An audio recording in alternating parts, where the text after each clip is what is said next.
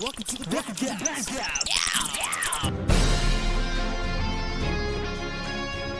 Some days you just can't get rid of a bomb.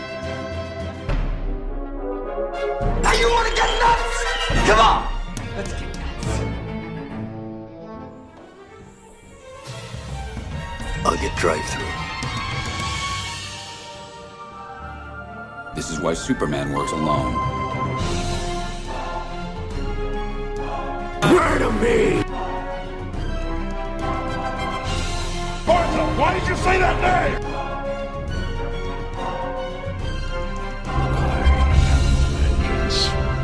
I am the knight. I am Batman. Hello, and welcome back to another episode of, I will go ahead and say it, the best Batman podcast on the internet, and this is the Batcast. I am one of your hosts, Jake Williams, joined by Luke Moyer. Oh, and he's eating lasagna. Every time I throw it to you, you're eating or drinking or doing something. Yeah. Some like to call us the drunken dynamic duo, and I mean by some of us, I mean us. We need to make those t-shirts. I'll wear them. We do. I would love to have a t-shirt. I would wear it all the fucking time, dude. All the damn time. Today, we are going to be talking about one of the best superhero games of all time, legendary game, Batman Arkham Asylum. God, I can't talk. Asylum. Batman Arkham Asylum, which this week will mark the 10th anniversary of the game, August 25th. So we were ahead of the curve by a few days. I thought we were going to be a few days late, but we're actually on time. So, in honor of the 10-year anniversary, we're doing all the Arkham games, not just Arkham Asylum. We're doing Arkham City. We're doing Arkham Origins. We're doing Arkham Knight. All that stuff. We're not doing the crappy Wii U, like Wii and Wii U games, because who has time to talk about that? VR. Yeah, Arkham VR, which I wish PlayStation VR wasn't so expensive, because I would totally get the VR and play that, but Well, I heard that it wasn't really worth it because it's only like an hour and a half. yeah, those VR games aren't very long. That's the issue, which doesn't really justify the price. Yeah, well, I think it's mostly because people get motion sickness when they're in the VR, so I think that's probably why they don't make games as long in that. But c'est la vie. Let's talk about Batman Arkham Asylum. Before we get into the gist of the game, like the plot and all the stuff with that, I just want to kind of open up and kind of talk about the impact that the game has had on us as Batman fans and what it's done for us for video games. So Luke, I'll open it to you. How did it feel playing Arkham Asylum the first time, if you can remember that? Well, I actually played Arkham City before I got Arkham Asylum because at the time I didn't have an Xbox. So like I was late to the game. I was still on PlayStation 2, all that. And my mom was like, "Hey, you want an Xbox?" I was like, "Yeah, fuck, I'll have an Xbox." So she got me that. She got me Arkham City. And I literally, in a sense, I became like your typical like teenage, like high schooler. I like locked myself in my closet, or not in my closet, but like in my bedroom for like a week straight. Yeah. Like I got it over Christmas break. And so like we had another week before we had to go back to school. And I literally did not leave that bedroom for like a whole week. Like we actually had like my dad's side, we had to celebrate Christmas with them. I like came down, said hi, grabbed some chips, walked back to my room, and just continued to play it. Like I would like, it's one of those things where you see in movies where like they drink Mountain Dew, Yeah. and they like just slide their empty plate out the door. Like that, it was me. It was pitch black dark. I had the windows covered. It was just me sitting on the floor, like from here to screen, and like I wasn't just playing it. I was 100%ing that shit. And, like, I was doing all the achievements. I was getting all the fucking Riddler trophies. All of it. And then, like, And then you said you had Arkham Asylum, and I was like, oh shit, I gotta play that. So then I went back and played that. And I mean, Arkham is just a great, insane franchise that I wish they would just keep dishing them out, just because they're so fucking good. Well, it's actually funny because this is, if anybody that's listened to the Jake Williams show, I did a whole episode with Adam Generate about the game the game Infamous that also turned 10 this year, and my experience with Arkham Asylum is almost identical to my experience with Infamous, where I had a subscription to Game Informer magazine, and it was one of their cover games one month, and I was freaking out because I'm like, holy shit, they're gonna like go full on, make a like legit awesome Batman game. And the fact that they got like Mark Hamill to do it, and the fact they got Kevin Conroy, and then they said it was going to be something completely original. It wasn't going to be tied to any comic books or any other movies or anything else like that. So I was really excited reading that Game Informer magazine. So I had months of hype going into this game, and then it got delayed. It was supposed to come out in June of that year, and then it got delayed until August. So it was horrible because it came out right as school was starting. So it was one of those, and we were in, and it was, I think I would have been a sophomore in high school, and we were going through two-a-days, and they're early in the morning, but I was still finding ways to play this game until like 2 o'clock in the morning. Because again, I'm like 15, 16, 17, whatever. I'm a teenager, so my body can adapt to that, and it can change. If I were doing that now, I would be a grumpy bear. Like, I'd be so mad. But yeah, it was so cool because I got it at, like, when it came out. I didn't do like a midnight launch or anything like that, but I did get it like in that week that it came out, and I was up all night, and I had 6 a.m. football practice, but I was like, I don't care. I'm playing this game. I'm getting absorbed in this game. And I'll never forget the night that I beat it. I was up until almost 3 a.m. and I had school that day. I'm like, I don't care. This needs to be done. And we were also in the process of moving into a new house, so I was trying to find ways to like sneak away while we were moving to go play it, and like hide away in my bedroom and try and 100% like, I didn't do that. I'm not that kind of guy. Mostly because the Riddler trophies piss me off, and I'm just like, whatever. I'm not like you. I don't know. You're dedicated to Batman. I like the whole detective side of it, to where you have to do all these little like tests and quizzes and riddles, and you have to fucking unlock the shit to get the other shit. So I'm like, I'm in it. I'm doing it. I'm finding all the fucking hidden clues and shit. So yeah, Batman Arkham Asylum had a huge impact on me because I was like, finally, there's a team in, the guys at Rocksteady, the publishers, that actually get it, like understand Batman. Kudos. And they know how to make you feel like Batman. And oh, dude, and some of the like, I don't know. I mean, it's like the whole game, like series throughout, like the dialogue. You're just like, dude, Batman's a badass. He's just like, he's like interrogating fuckers, and he's like, where is it? And he's like, huh. And it just breaks his neck or some shit.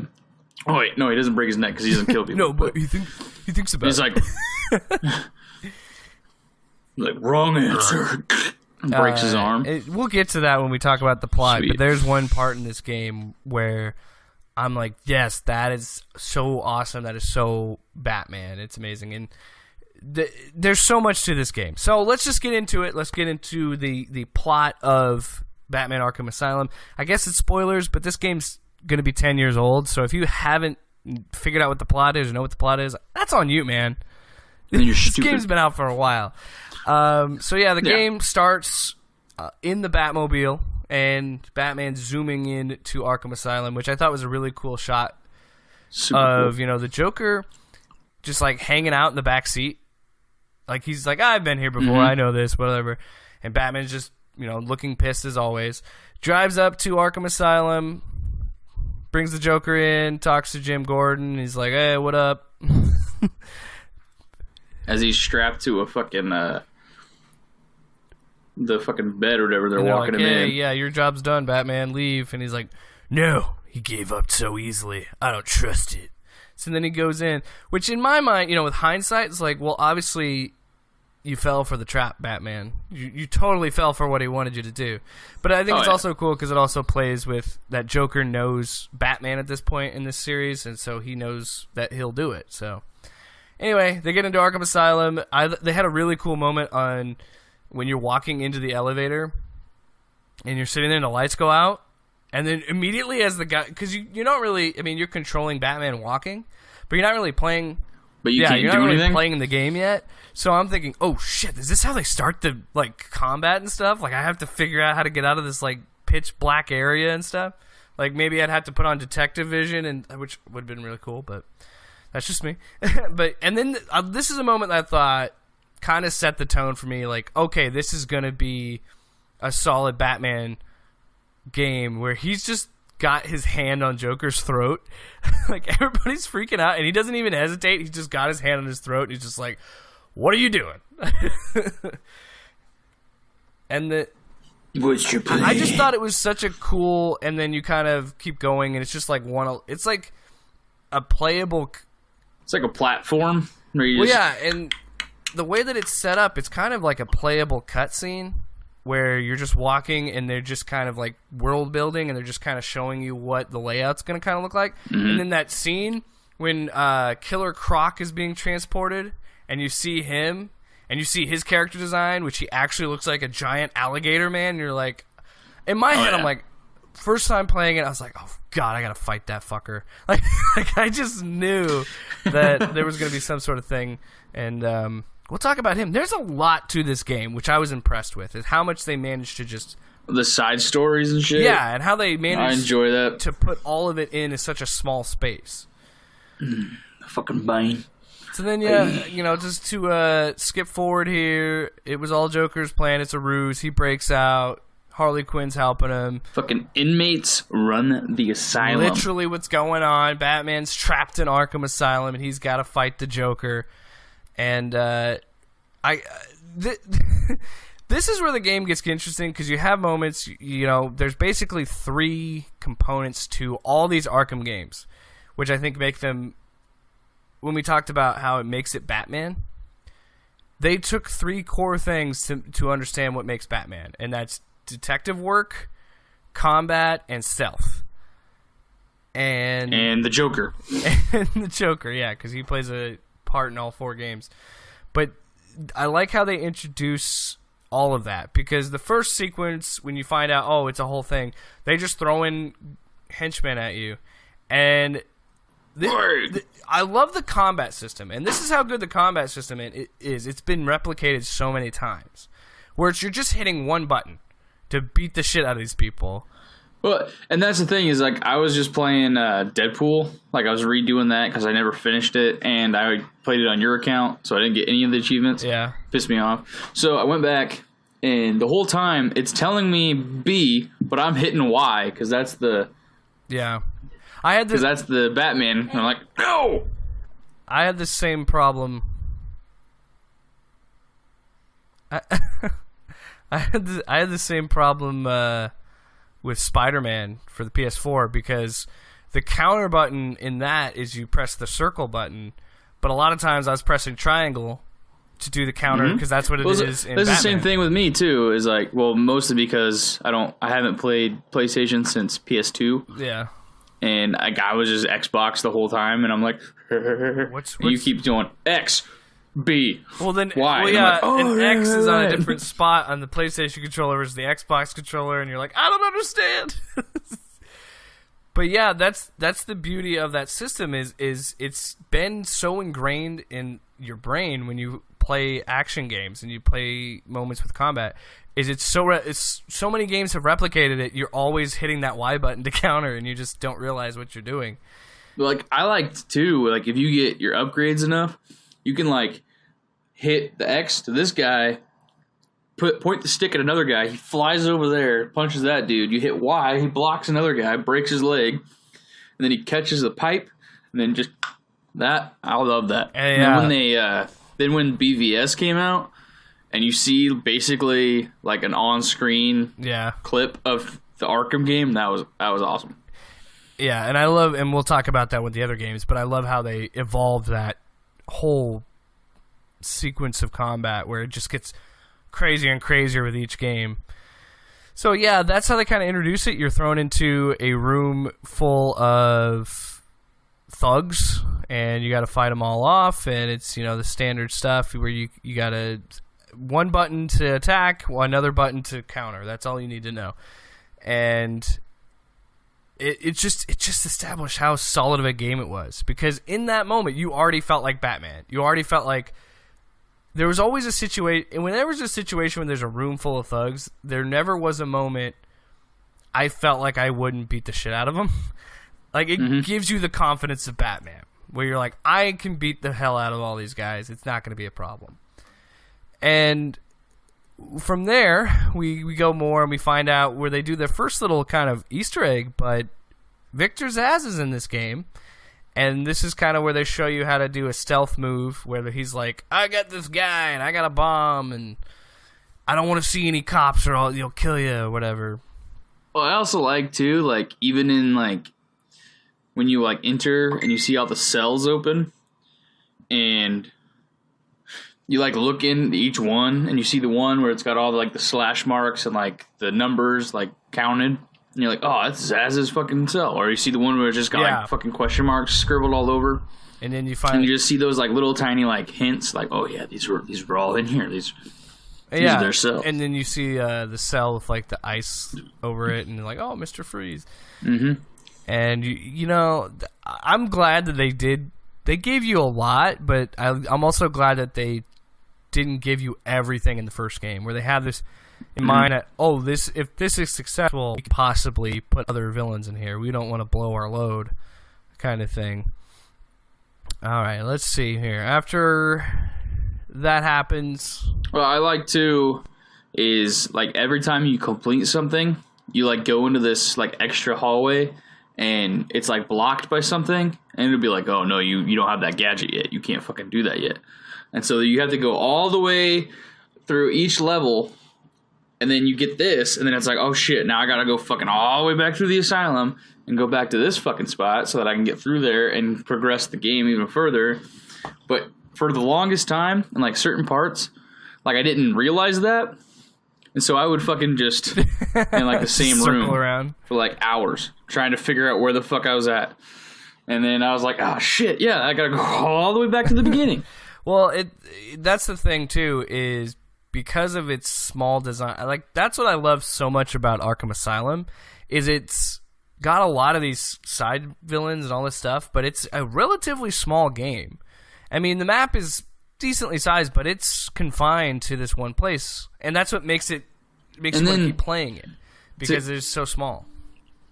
And to piggyback off of that too, like it's all one storyline still, whereas like there's all these like side missions and side villains, but you have to go through them to get to the Joker still. Like, it's still all one storyline, all one plot. Whereas the other ones, it's the one story, and then you have to do all these things later. We'll probably get into that when we talk about, Arkham City and the games after that. I don't mind the open world, but I think what I like more about Arkham Asylum is that it is so linear, and it's focused on one story.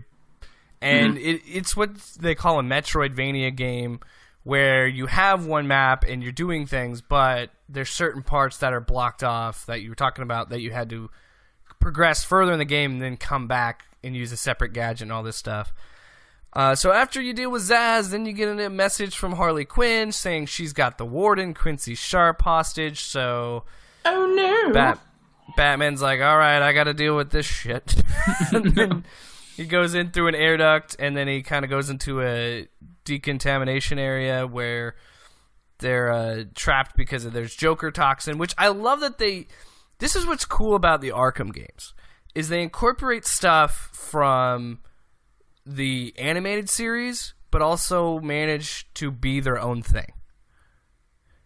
And they take things like Mark Hamill and Kevin Conroy and Tara Strong that does Harley Quinn's voice, where they take things like that from there that does like 90% of the women in the DC and stuff universe. like the Joker toxin. But didn't they also add a level of seriousness like a Nolan movie? You know, and I think that's what's so cool about it. Just like, oh shit, they're gonna fucking kill this dude. There's swearing. It's like extremely violent. There was a lot of like, it would happen, it would cut scene, and you'd sit there like, oh shit, did that just happen? Especially in Arkham Knight, that gets like, oh damn. Yeah. So you got to go in and clear the Joker toxin, and then you got to keep going through there, and then you see gets attacked by a mutated Blackgate prisoner, and this is where I think the game's biggest issue for me is the people that are juiced up on Titan. Because those fights are not fun. They're just kind of annoying. Because you, like, I don't know. It doesn't seem fun to me. I mean, to a point, like, all the thug battles are cool, whatever, but it's kind of just, like, repetitive. And it's more of a chore than it is, like, part of the game. Where, oh, let's just throw more thugs at them. More thugs. Oh, shit, these guys are fucking juiced. Oh, more thugs. And you're just sitting there fighting over and over and over again, and you're just kind of like, okay, all right. More? All right, we'll fight those guys too. Well, it's just mostly because, like, for me, the Titan guys is just like, okay, I gotta wait for him to charge me, and then I gotta throw a batarang, and then I gotta dodge, and then he'll hit something, and then I can run up and punch him a few times, and then I gotta roll back, and then do it all over again, and it's like, it's just the pattern was so blatant. Oh, yeah. Now, granted, the first time playing it, I probably didn't do it that well. I probably got my ass kicked a lot because I'm like, what do I do? But you know, playing it as many times as I have, it's just like, god damn it. Here we go. Here's this thing, and I got to keep throwing the battering. So then... Yeah, and every time I play it, I have to 100% it every time. Yeah, well... Because I'm just that fucking weird in the head. Of course. So, after the heart failure of that guy, that's another thing, too. You don't necessarily beat him up. He just, like, has a heart attack and falls down. Then the Joker shows up, and he's like, all right, here's your chance, one free shot, take me down. And Batman does, and, or he's going to do it, but he doesn't throw it, and the Joker's like, I knew you wouldn't do it, you suck. Then leaves. Loser! And then, they find the security team in charge of escorting the Joker. They find out that they've captured Gordon. They were dirty. He had some inside cops. And then we go from there. Then this is where I thought was really This is where I thought it was really cool, and adds to the detective stuff that I really love about these games. I think the combat's great, the stealth stuff's great, but I think where Arkham Asylum really excels is the exploration of the place. And I like how they kind of introduced that idea, because you're looking for Henry Smith, but to do it, you have to follow the alcohol vapors, and you got to follow that trail. I thought that was so fun. That was such a cool concept, where you're like in detective mode, and you're literally just like looking around, like, all right, where'd it go? Where's the booze? Follow the booze. You drunk motherfucker. Yes, that's why I don't drink. All right, and then finally, he's trying to get onto an elevator, and then Harley Quinn shows up again and blows up the elevator. So then you have to like scale back up. So you got to go through some vents and do some Batman ninja shit, and then you finally get up there, and then you see there's some armed henchmen, and this is where you kind of learn how to do the Predator stuff. I want to get your opinion on this. What do you feel? Predator fucking sweet. Okay. All right, you're jumping right into it. I was going to say, how do you feel about the Predator stuff, but you love it? Mm-hmm.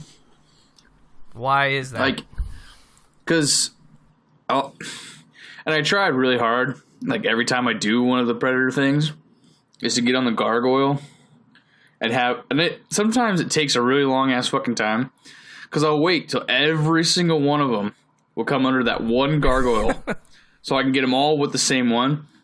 So, like, I'll do the first one. He'll drop, grab him, hang him, whatever.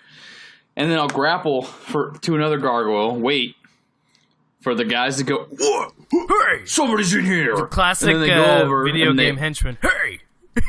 Yeah. And then they go into there, and they're like, "He's here! It's the Bat!" And then that guy goes limp, and then I'll throw a batarang, cut the line, he'll drop, and they get even scareder.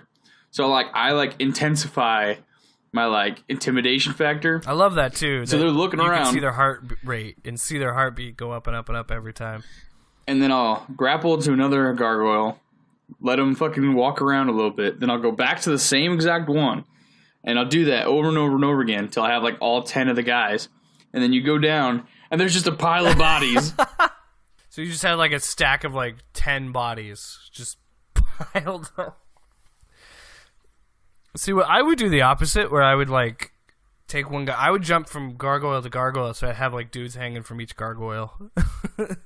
And then to really mess with the guards, I would jump over to another gargoyle, sit there, and then throw a batarang, cut the line. Then it plops down. They're like, "Oh, jeez!" Oh! They start to scatter. I always like finding fire extinguishers too, and hitting those with the batarang and watching them explode. And they all go look at it, and they're just coming up behind and going, Shh. "Sleep." Dr. Knockout. Which I thought that was really cool too. You could just go up, do a stealth takedown. Super awesome. Yeah. So that's where we learn how to do the Predator. I agree with you. I think the Predator is so awesome. Because again, it just adds to that the whole mystique. Batman mentality of and that feeling of, even though I'm in a room full of dudes with 6 machine guns, I still feel like I could beat the shit out of all. Oh, and I also like how it highlights them as orange if they're hostile, if they have weapons. They're blue if they don't, or if they have guns, they're orange, and if they don't, they're blue. If they have a bat or something, they're just blue. Yeah, if they're which is super cool too. And and then adds to you planning out your attacks. And it also plays into the things that really make Batman, where he can plan out his moves, where he can figure out how to take these guys down. So it's really awesome. So at that point in the game, you go in, you take him out, do your Predator stuff, and then you find Frank Boyles is dead, strapped to a stretcher. And this was a thing that I thought where we just mentioned earlier, where the game gets pretty dark, where you're like, oh, crap, we're going there. We're just going to see this dude's dead body. Oh, yeah. Which is interesting because Frank Boyles is just made for Arkham Asylum. Mm-hmm. There's no other attachment to Batman. He was just made for this game. So after Frank Boyles is dead, then you kind of lost on the trail. Then you get someone familiar to show up. Now, he doesn't show up physically, but he shows up in your ear, in your transmission. It's the Riddler. And this is yeah. So the Riddler does not show up. I don't think he actually shows up physically until it's Arkham City, right? Or does he not show up until Arkham Knight? No, he's in Arkham City. Yeah, because he hides out in the church. Right, and I remember seeing him on one of the covers on the Game Informer cover. Sidetrack, I like the concept of the Riddler in these games too. I really liked his character design. He's definitely a mental villain, no physicality whatsoever. Because as soon as you take him down, he's just like, "Well, I'm done." All right. So this is where we get introduced to the Riddler, and this is how he's a part of the game. Where he just this is the first time we get the idea of the Riddler trophies and figuring out solving riddles and things like that. By doing that, Batman, we finally meet up with William North. A guard unlocks the door and gets you out. Yeah, I always think it's funny. In Arkham Asylum, it was so funny trying to figure out a riddle because you just kept tapping the bumper to be like, okay, where is it? And you're just scanning the whole room. And it's funny too because the Riddler would always come on the comm and be like, "You're an idiot. You're stupid. I'm better than you." I love how he taunts you. It's so great. And then when you get one, he's like, "Oh, well, that's what? Easy." Yeah, when he gets harder, he goes could have gotten that one. Yeah, but the first ones, he's like, "Yeah, well, I made it easy," and then the hard ones, "What?" World's greatest detective, my ass. So then Batman's walking through the locker rooms of the guards, and he overhears Jack Ryder's broadcast, which, is pretty cool because he's in the comics, that the Joker's threatened to set off bombs across Gotham if any in law enforcement approach Arkham Asylum, essentially saying, it's all you, man. This video game, you got no help. It's just Batman, no Robin, no Nightwing, nada. Just you. So then the sequel. So Batman's like, the bombs aren't real. He's just trying to throw off the other cops. So I'm just going to keep doing my thing. And then we end up with Batman leaving the intensive treatment unit. That's kind of like the first section of the game. And then this is where he finds out, this is where we kind of see the Batmobile for the first time in the Arkham series, where it's getting messed with by vandals. And that means it's fudged up, so you can't use it. Essentially, that's Rocksteady saying, hey, we made it look cool, but we didn't have time to design it in this game, so you can't use the Batmobile. It's broken for the time being. And he enters a smaller area, is wrecked by, let's see, I'm reading out loud. So he fights those guys and deals with that. And this is where we get introduced to another mechanic of following a trail, where he follows the pipe smoke from Gordon, which Gordon apparently intentionally left signatures of the tobacco, like pieces of the tobacco, so Batman could he knew that Batman could follow it. That's because Jim and Batman have been doing this a while, and Jim's just like, you can follow me.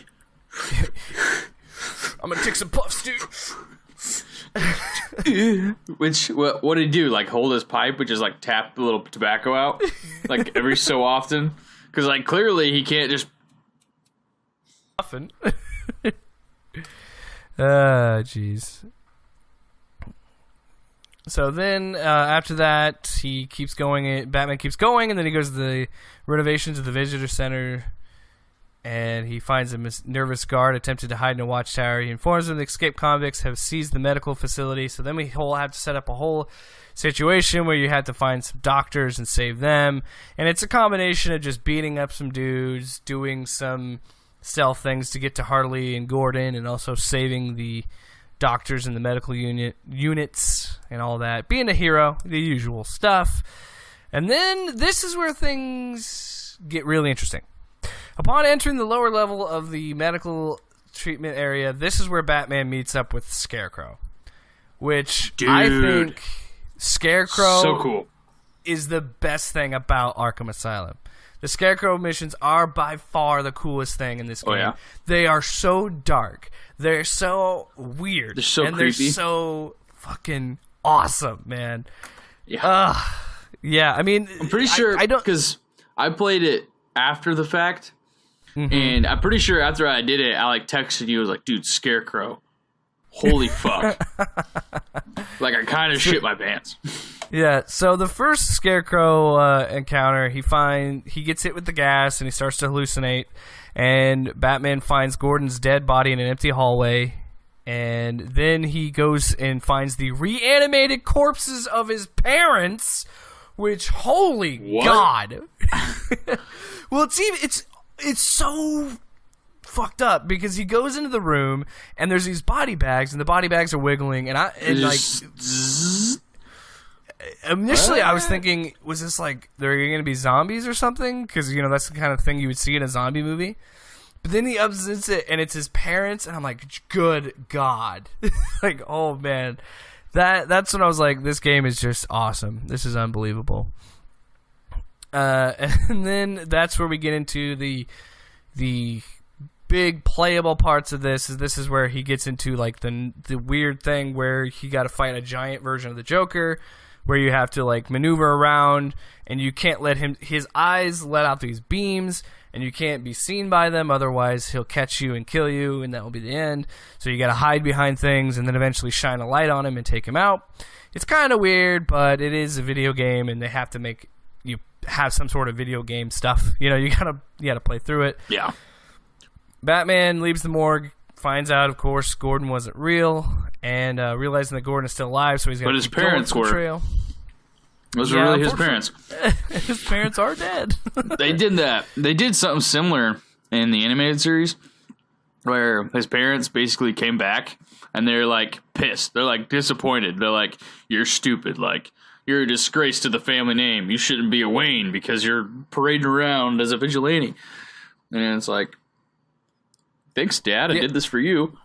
Yeah, that's actually interesting because that's a very similar tie to the animated series because it was Scarecrow that did it. Mm-hmm. And there was a moment, that's where you get the iconic moment where he says, I am vengeance, I am the night, I am Batman. That was against Scarecrow where he's like, no, I'm not going to believe this stuff. You're lying to me. It's the gas, whatever. So, and then this is where we get to the part where Gordon, you find out that Harley is guarding Gordon, and if you're spotted, she will shoot him.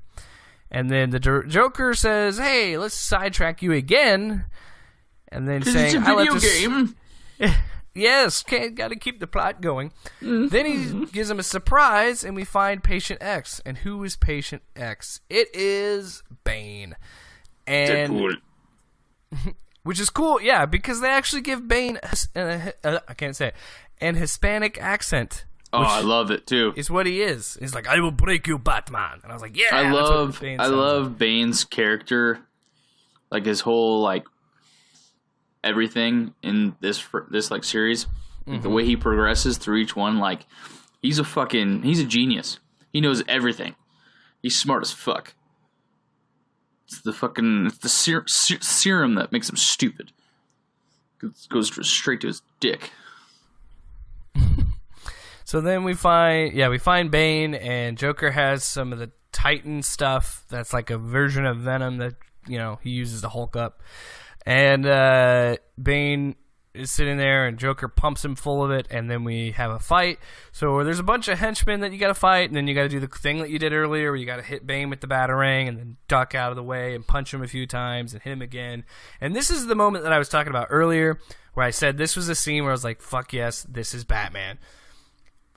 Bane, after you beat Bane, you go outside with the Batmobile. Bane breaks through the wall, grabs Batman, and starts like bear hugging him like he's gonna break his back again. And then, oh shit, the Batmobile's fixed. Well, it's funny because he's like, it's so awesome because Bane's like, I'm gonna, I'll break you, and then Batman says, no, Bane, this time I break you, and that's when he just takes him out with the Batmobile. It's like, fuck yeah, that's awesome. And of course, the Batmobile sinks, so then the game's like, see, yeah, you can't use the Batmobile. And then eventually, after that, Batman gets Gordon, takes him to an emergency launch helicopter, and he's like, why don't you come with me? And he's like, no, I got to finish this shit. I'll deal with it. And then this is what's funny is Gordon asks, after Gordon leaves, Batman asks about what Bane was calling Dr. Young. She said bruja, and he said that's Spanish for witch. So Bane does not like her. Then the game takes another turn and says, you know what? It's still a Batman game. I know he's not his usual element, but let's just say, because Batman thinks of everything, he set up a Batcave in Arkham Asylum. Which is... It's so fucking weird. It's so weird, but it's so Batman. Like, Batman would do something like this. And I really dig that, and that's another way for the game to be like, okay, so this is how you can make new gadgets and continue the story and do the things that you normally would, so we find about that. Then we find out that the Titan Serum is going to create 1,000 Banes, so Batman has to stop the Joker from doing that. And then this is where we go into the sewer, and that's where you start using the new Batclaw thing. Sneaky. And we kind of get the idea of Killer Croc broke into the sewers because he likes being in the sewers, I asked. I thought that was funny in Suicide Squad. Why'd they put you down here? I asked. Like, okay, cool. So from there, we get back into Arkham, like back into the Arkham stuff, and we gotta find Dr. Young and that whole thing, and then he has, of course, Zsasz is still mad about earlier, so he shows up again, and he has Dr. Young hostage in Warden Sharp's office, and Batman's like, nah, dude, throws a batarang, takes out Zsasz, and rescues Young.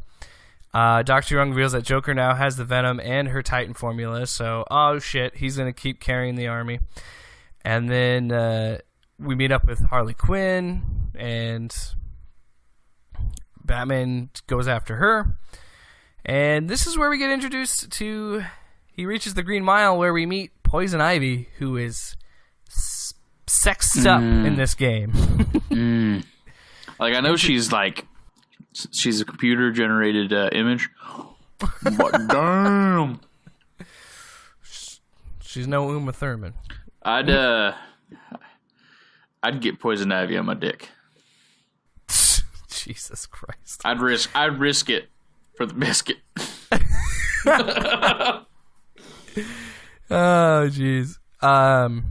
So Ivy's like, look, Batman, I need your help. You got to save my plants. They're in pain. Batman tells Ivy that it's like, I got more important shit to deal with. No thanks. So then he meets up with Clayface, which I totally forgot Clayface is in this game. So Clayface tries to convince Batman that he's Cash, Sharp, and Gordon, but it's unsuccessful. Yeah, I remember this now. Yeah, I remember the whole thing. It was kind of cool. And he's like, nah, not doing that, dog. Joker contacts Batman about their friendship between the two of them after saying he's setting up something to keep him busy until the party's prepared. That's the whole thing, is Joker keeps sidetracking Batman with other stuff to do until he's ready for the final showdown.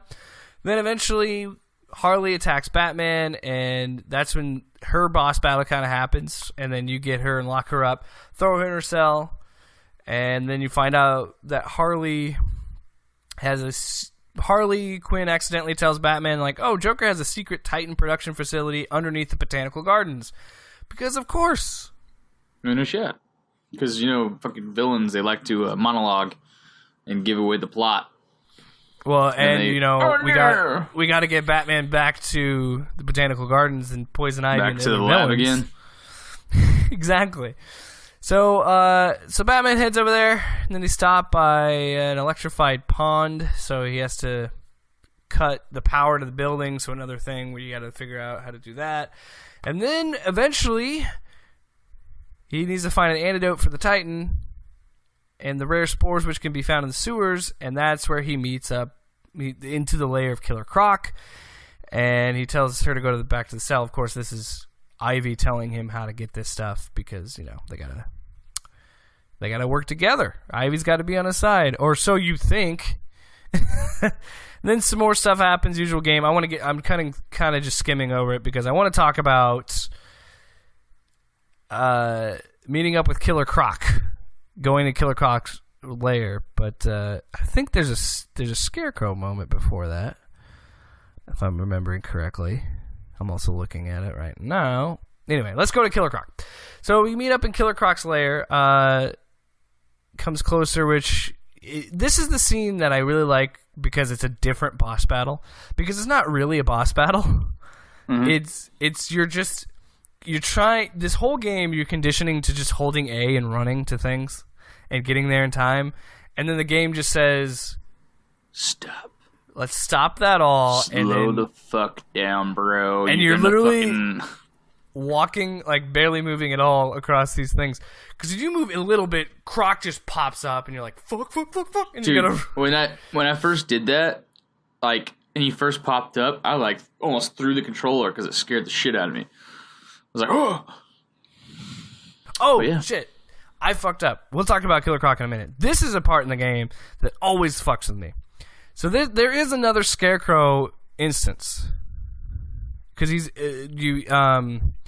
you're backtracking to the intensive care unit, which is the beginning area in the game.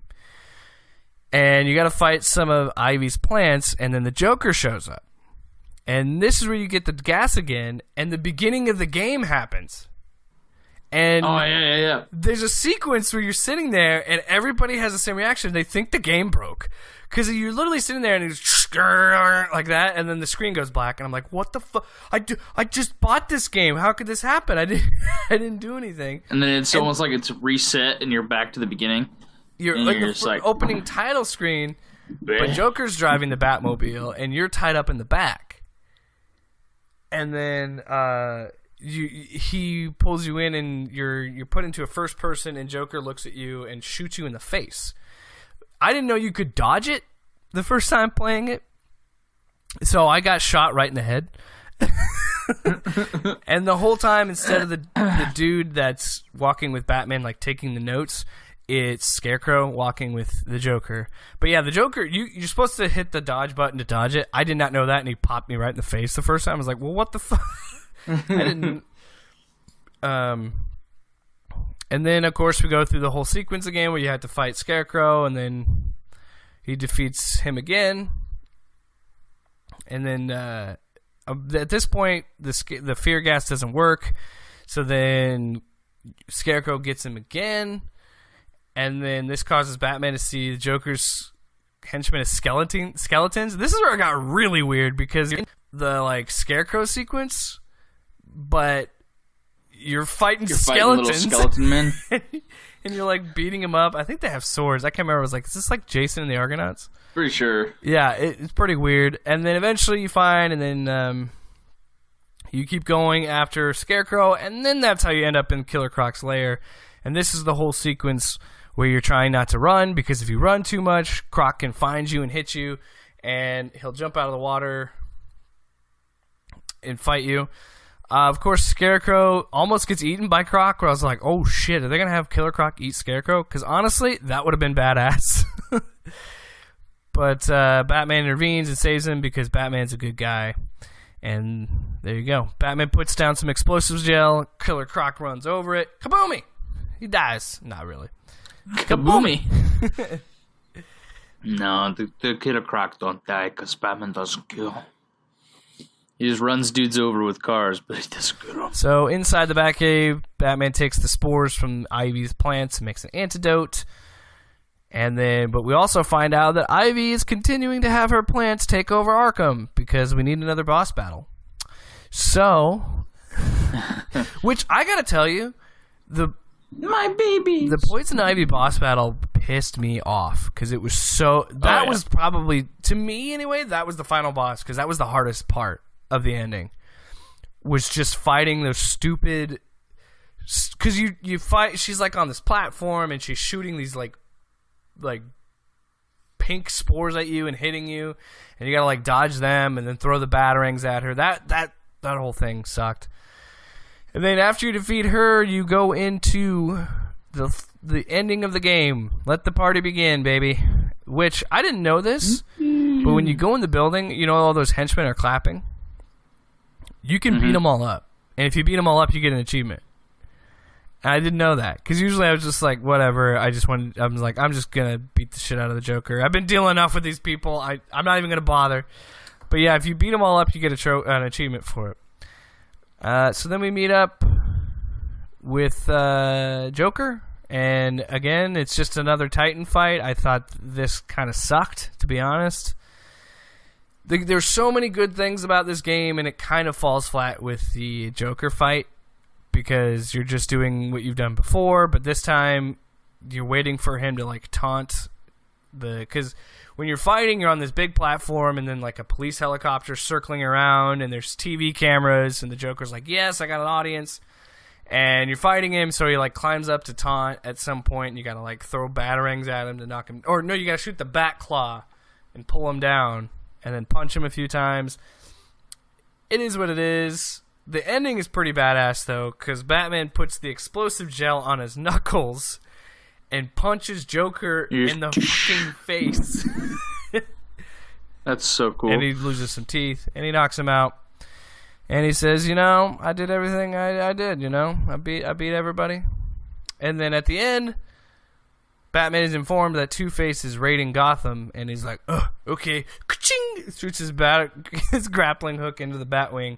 Flies off, credits, and then we get an after credits scene. Looks like Scarecrow wasn't killed, and he's hugging some Titan, which they never follow up on that in any other games, as far as I remember. I don't think you do. So, I guess technically, Arkham Knight. I guess, because he's the main baddie in that one, but. Anyway, so Luke, what are some of your favorite moments from Batman Arkham Asylum? Hitting Bane with my car. I break you. Yeah. I would say the Scarecrow moments are my favorite. Yeah, Scarecrow was pretty cool. I think mostly just the character intros, like seeing their concept art and like everything for the first time, and you're like, oh shit, Scarecrow's got fucking Freddy Krueger needle hands. I think all the villains' designs are awesome in this game. And I really love that his he's got his fingers are the fear toxin syringes. I love that, and he just stabs you. Just shoves it into your chest. Like, jeez, so cool. Cheers. I think that's probably some of my favorite moments. I've got to be the Scarecrow moments, especially the parts where the one where you're walking and it starts to rain, and you just keep walking and it's raining, and then you start to turn into younger Bruce, and you walk up and your parents are dead in the in Crime Alley, and underneath them is the bat symbol. And like, that was just such a cool thing to see. Which I feel like when they were creating Batman, like way back when, they like had a name for the alley, like they wrote it as Crime Alley, and they're like, we're gonna fix that later. That's just to be renamed when we decide. They just never did, and so they just kept it as Crime Alley because that just is like, don't fucking go down it. Don't go there. It's Crime Alley. People fucking die. Don't go there. So, yeah. Why would you go there, man? Rant. Yeah, why would you go to if something's called Kill Me Later? I'm not gonna go down it because there's a possibility I'm gonna die. Oh my god, I didn't like Zorro. What a loser.